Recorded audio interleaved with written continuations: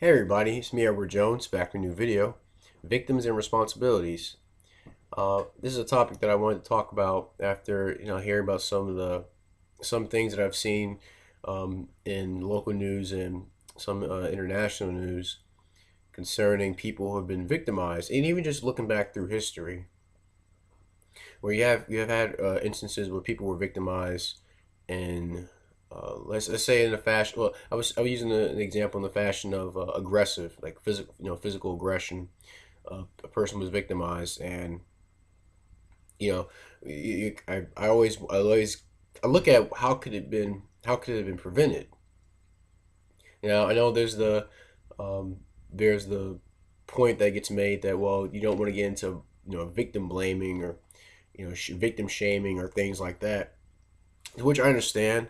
I mean, anyone who's physically, anyone who's been physically aggressed upon by an attacker, by a predator. I'm not saying that I'm excusing the actions of the attacker. You know, um, I think people like that should be dealt with accordingly. But but I do like to pose the question as to the person who before they became a victim, were they able to do anything to prevent being a victim? Um, could they have been just basically a survivor, or not to say a survivor, but someone who they have the opportunity to actually do something?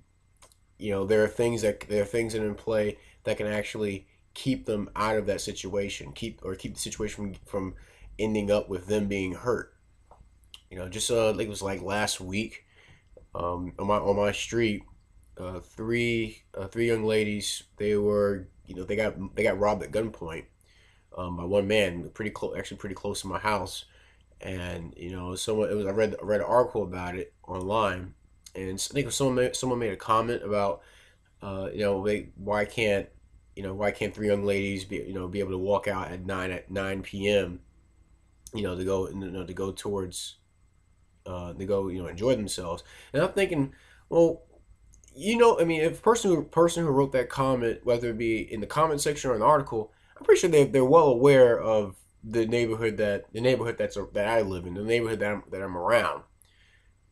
It's not exactly safe at night. There are a lot of bars, but you have to be cautious. Uh, Three young ladies walking outside at 9 p.m. Well, first of all, why if there's an opportunity, if the chance is out there that you're gonna get hurt walking in a certain area at 9 p.m., why go out there in the first? Why go out at all? Or if you're gonna go out, you should be smart about it, and that's where the responsibilities part comes in. Or when you hear about and it's been recent where I've heard these journalists who are getting beheaded, and it's sad that that it happened to them. But one thing I keep always thought about was anytime anyone who does anyone who does news, they go into an area that's that's known to be pretty dangerous. You think that they're going to try to take some precaution to not make it not allow it to not allow for an attack to go on without any resistance, keep it from easily happening.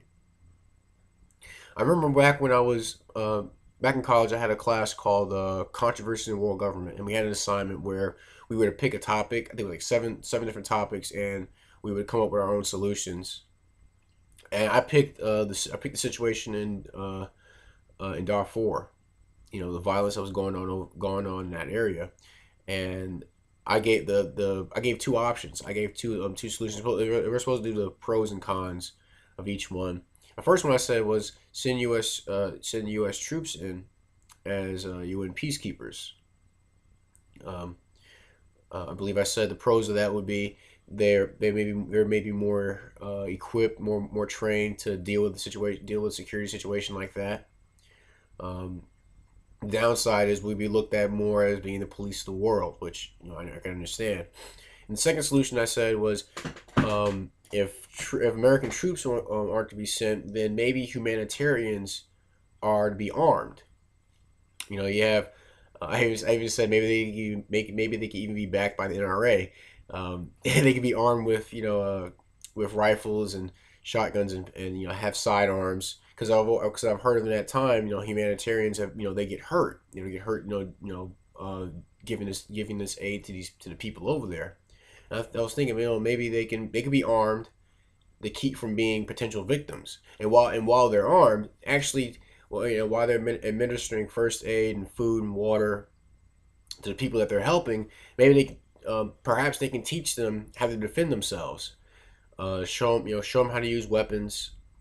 Show them how to fight back, so that they're not easy prey, so that they're not continuously being ran over, being moved around, being chased from their homes, being attacked in their own homes, to which there are people who have been raped and murdered, mutilated um, by these gangs for whatever reason that they want to do these want to commence these actions.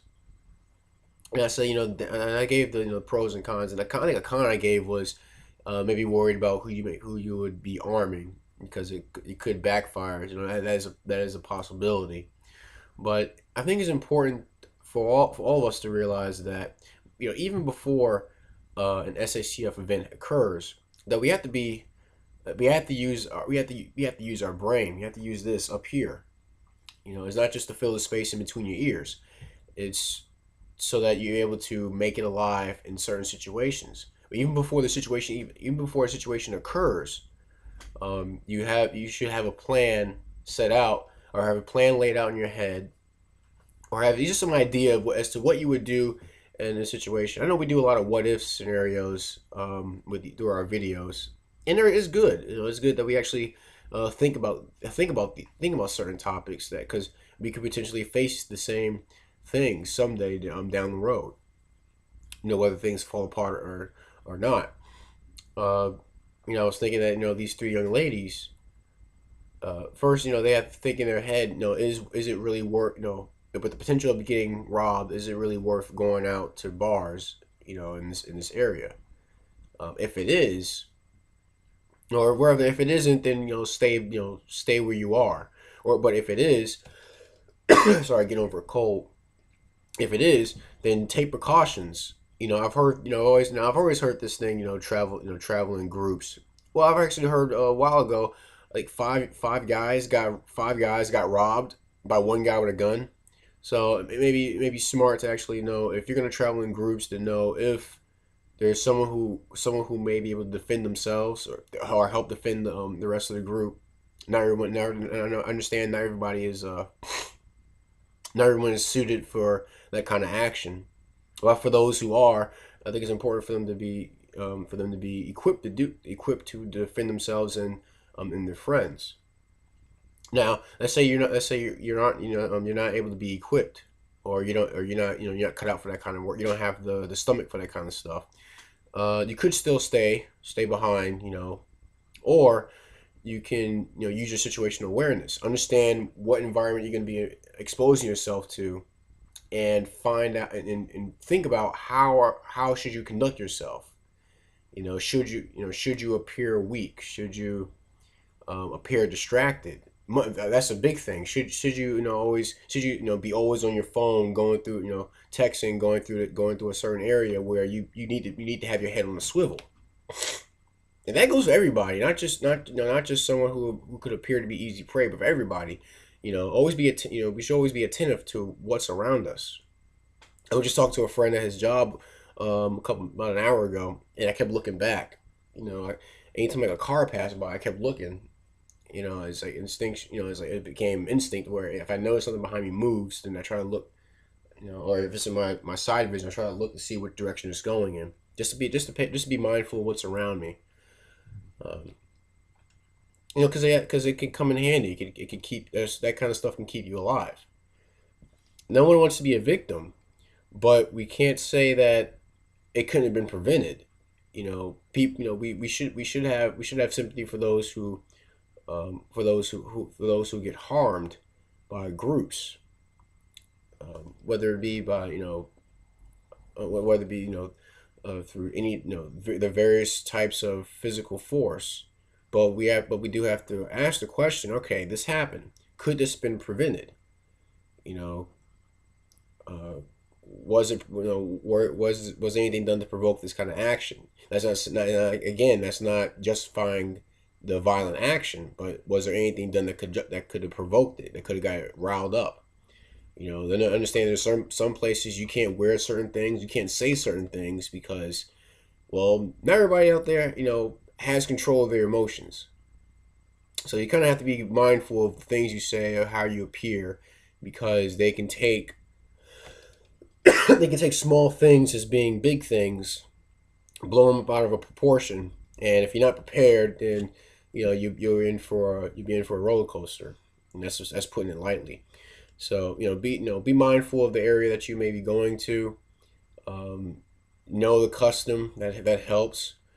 Uh, be aware of other people around you. Be aware of anyone who looks strange in particular. Now that's not to say that you should start following people around, but just be mindful what's the type of people are around you. Um, try to keep your head clear. Or trying to be or rather not to be distracted by something that's not important if you can help it. I guess in a sense, if you use the color code that Jeff Cooper developed, you will want to be in orange. Not orange, actually, it's yellow, because orange comes after yellow, and red comes after orange. But yeah, I remember it's a staying condition yellow, where you're aware of everything that's around you. You know where the exits are. You know where the fire extinguishers are. You know where certain tools are. You know what around you that can be used as a defensive weapon or even an offensive weapon if it came down to if that was the situation you were in. But yeah, I believe people who have been victimized. I believe there may have been something that could have been done beforehand to keep them from being a victim. It's all about whether they acknowledged it, and if they did acknowledge it, whether they took hold of that opportunity to actually do something um, before the fecal matter collided with the oscillating propeller. But these are my thoughts. Please tell me what you think. Am I being insensitive to those who have been victims of violent action, of unjust violent action? Or do you agree? Do you think there are things a person can do to keep from being an easy prey, or keep from being a victim? Please like to hear your thoughts. Please make a video response, or post comments in the comment section. If you're new to this channel, please check out my older videos. You kind of see where I stand on a lot of things, and hope you find the information informative as well as enlightening and entertaining, thought provoking, things like that. You got any gripes, complaints? Send me a PM. Try to answer back if there's anything that's important. Just please be mindful to other people who are watching this video. But that's it. Victims and responsibilities. I'm Edward Jones, and thanks for watching.